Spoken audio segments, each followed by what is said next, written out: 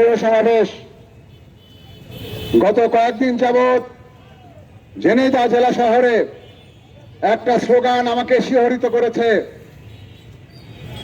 সেই স্লোগানটা হচ্ছে, রাজপথের মিন্টু ভাই, আমরা তোমায় ভুলি নাই। আপনাদেরকে সাধুবাদ জানাচ্ছি, আপনাদেরকে অভিনন্দন জানাচ্ছি।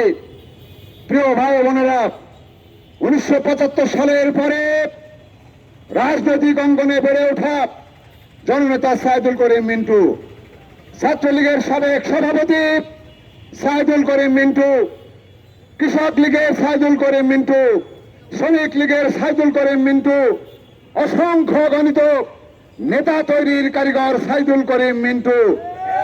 আজকে অবাক বিস্ময়ে আমরা লক্ষ্য করেছি, আমাদের কাছে একটি বিষয়, একটি বার্তা পরিষ্কার হয়ে গেছে। আওয়ামী লীগকে নিশ্চিহ্ন করার জন্য, আওয়ামী লীগকে নেতৃত্ব শূন্য করার জন্য একটি মহল সুপরিকল্পিতভাবে কালো মেঘের মতো ষড়যন্ত্রের জাল বিস্তার করেছেন। আজকের এই সমাবেশ থেকে আপনাদেরকে পরিষ্কার ভাষায় বলে দিতে চাই, আপনাদের সেই ব্যর্থ চেষ্টা আমরা ব্যর্থতায় পর্যবসিত করব। ঝিনাইদহের গণমানুষের প্রিয় নেতা, ছাত্রলীগের সাবেক সভাপতি, এরশাদ বিরোধী আন্দোলনের পুরোধা পুরুষ, তার সহযোদ্ধারা, তার সৃষ্টি অসংখ্য গণিত কর্মীরা আজ বেঁচে আছে। অবশ্যই অবশ্যই এই ঝিনাইদহের গণমানুষের মাঝে আমাদের প্রিয় নেতা ফিরে আসবেন।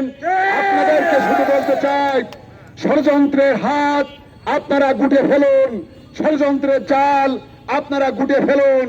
অচিরেই আমরা, অনেক কথা আছে, অনেক বক্তব্য আছে, আমরা বলবো ঝিনাইদহের গণমানুষের সামনে আমাদের অভিব্যক্তি ষড়যন্ত্রের সকল কথা ইনশাল্লাহ আমরা বলবো।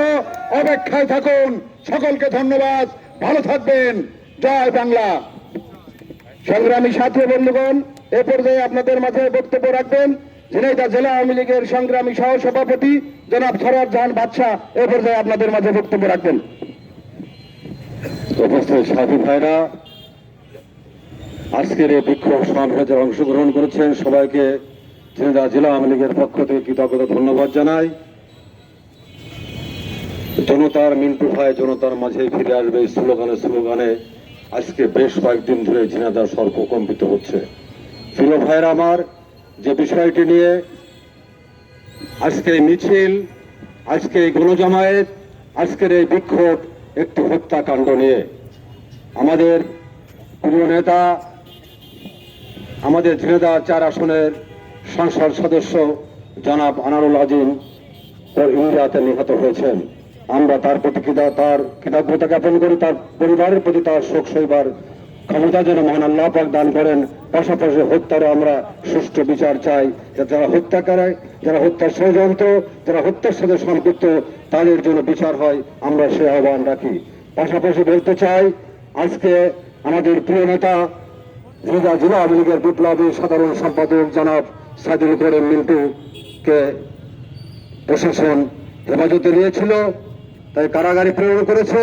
আমরা বিশ্বাস করি সমস্ত ষড়যন্ত্রের জাল ছিন্ন করে জনতার মিন্টু ভাই জনতার মাঝেই ফিরে আসবে, কেউ ওইটাকে রোধ করতে পারবে না। প্রিয় ভাইয়ের আমার, সে কারণে বলতে চাই,